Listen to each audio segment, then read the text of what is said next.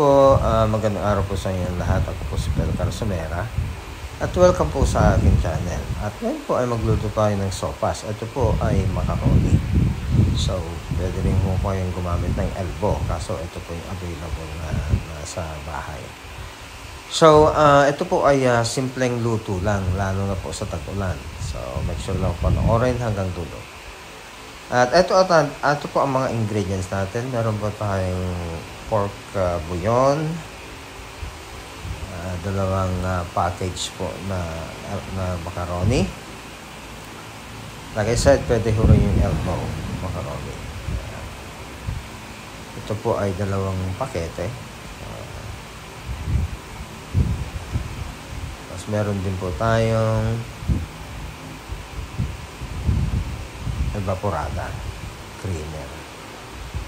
At meron po tayong 2 packages of hotdog. Pwede yung dagdagan pa kung gusto niyo. Dalawang carrots po. Ito gagayatin natin sa mahaba. At ang susunod po yung cabbage. Ito po ay small cabbage lang po ito.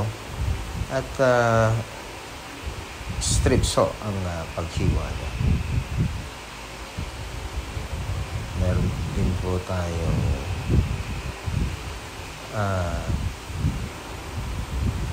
fried garlic. Masarap po panghimagas. Meron tayong isang pirasong garlic. At sibuyas. 5 piraso na.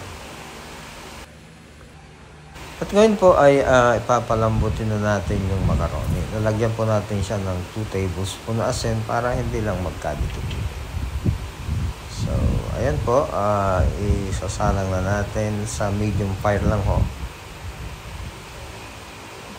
At habang hinintay natin kumulo, ay iluluto na natin yung hotdog. Pinaghalo ko na yung hotdog, yung sibuyas, tsaka garlic.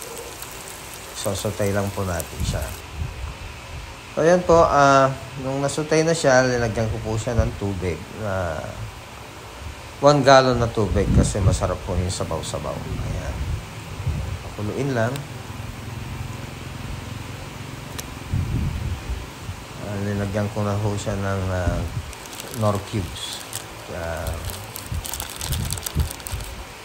Paminta.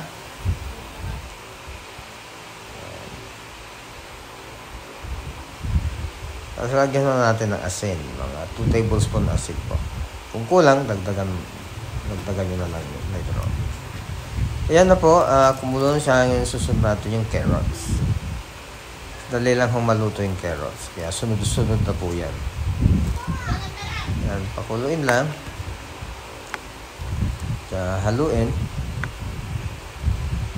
Ito po talagang simpleng luto lang po ito sa tag-ulan.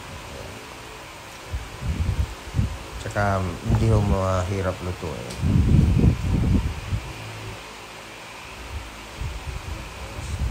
Ayan po, make sure lang na halu-haluin ng konti.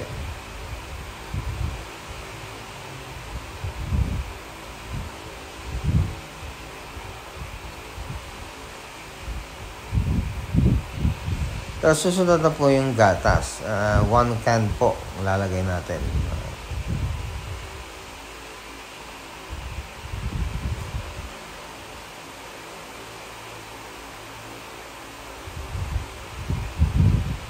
Ayan, kumulo na siya.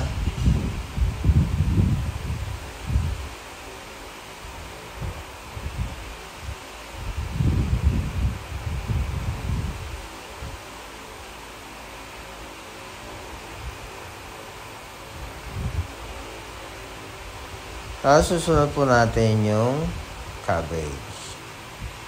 Lapit na po siyang maluto. Bali 25 minutes lang po ang cooking time niya. Tapos ngayon ilalagay na natin yung macaroni. Ayan, lalagay na natin. Saka huling-huli po ilagay ng macaroni dahil malambot na naman siya. Yan lang ho ang pagluto. Napakasarap po na ito dahil sa tag-ulan. Halo lang.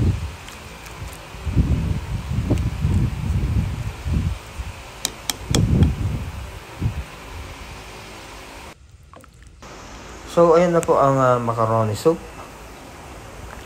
Madali lang pong lutuin to at masarap po sa tag-ulan.